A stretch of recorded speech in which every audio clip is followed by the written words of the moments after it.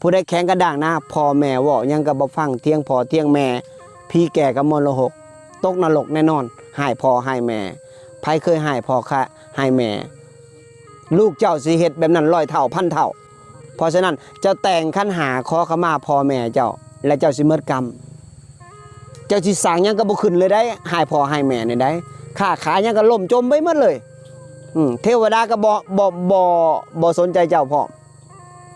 พระก็บ่สนใจเจ้าสิออกฮ้อนออกล้นฮ้อนในใจจักบ่ฮ้อนในจิตในใจนี่แหละอยู่บ่เป็นสุขอยู่นี่ก็บ่ม่วนอยู่หั่นก็บ่ม่วนมันจะออกฮ้อนมันจะเผาเจ้าเรื่อยๆแหละเจ้าเป็นคนบ่ดีเด้เป็นคนที่ว่าหายพ่อหายแม่เป็นคนที่บ่เคารพต่อคนเฒ่าคนแก่คือเคารพครูบาอาจารย์จังซี่จะบ่เคารพเห็นหน้าจะบ่สนใจ